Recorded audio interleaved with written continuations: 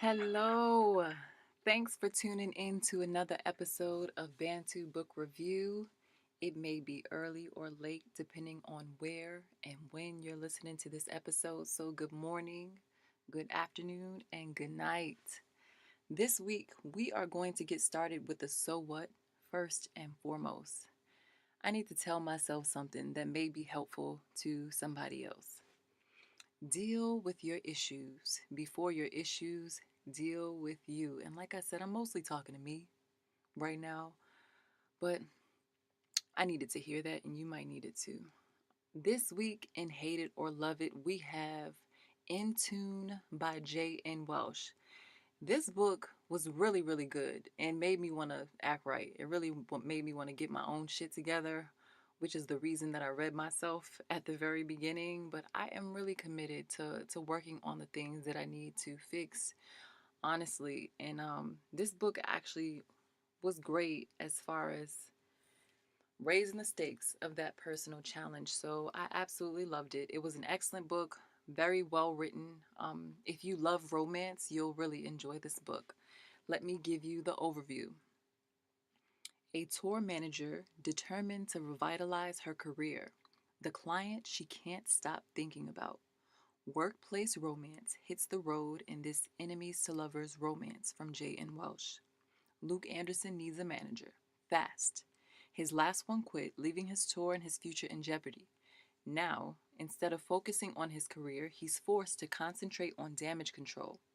Powerhouse manager Leona Sable is a full package, smart and talented, not to mention sexy as hell. But her past makes her impossible to trust. When opportunity knocks in the form of talented EDM DJ Luke, the musical prophet Anderson, Leona is ready to answer. But salvation doesn't come cheap.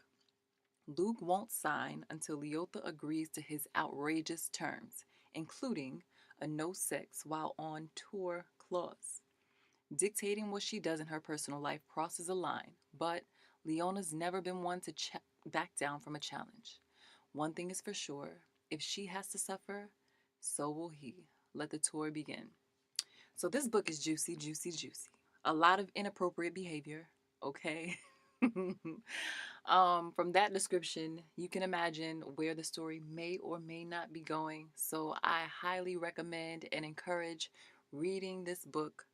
Um, Remember in The Office, if you have watched The Office, there was a time where Dwight Schrute and Angela had a budding office romance, and it was totally inappropriate and ridiculous. One person's really high strung, and the other person might actually be a psychopath. Imagine that dynamic, but better, less silly, more real. Um, that's Luke and Leona. So yes, go ahead and read that book. But I want to focus on Leona. I have to be honest and say that I did cry.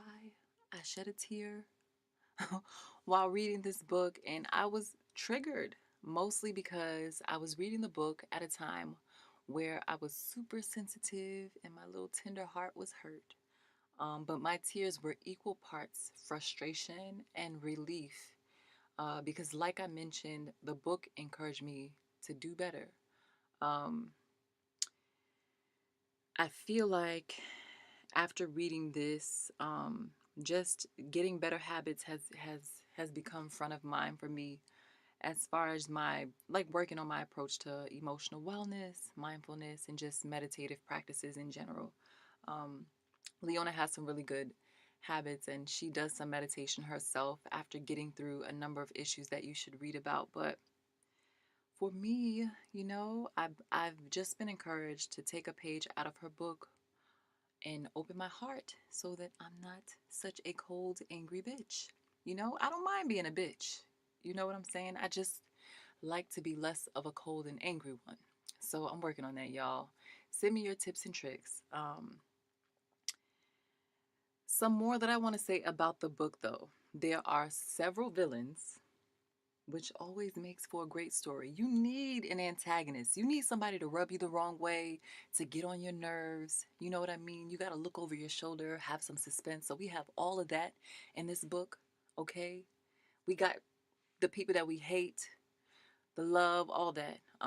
But although there are several villains, only one of them is truly evil. There are ego clashes, right? We have the heights and depths of an emotional roller coaster.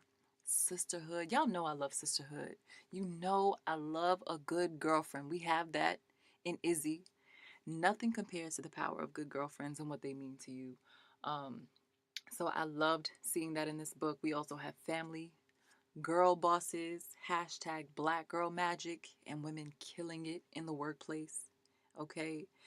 We have sensitivity in males. Okay.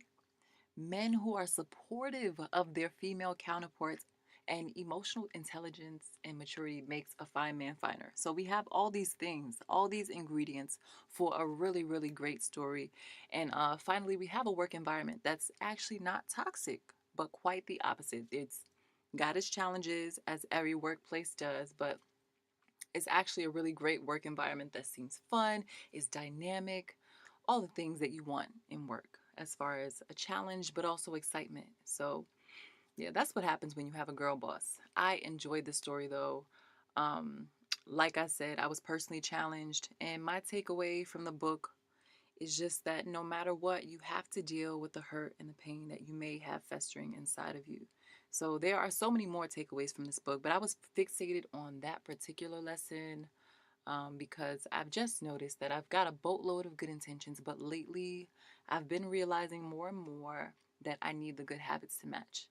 Um, and of course, my sister circle helped me to realize that. So, yeah, being well intentioned is not enough. But I have to say, I've got all these come to Jesus moments mostly because I really identify with the protagonist in this novel in a couple of important ways, including the need to stop being so hard on myself. A lot of us may have that problem, but yeah, to stop being so hard on myself and also other people for me. I also need to take it easy, okay? Leona, the protagonist in this book, was definitely high strung, as I can also be.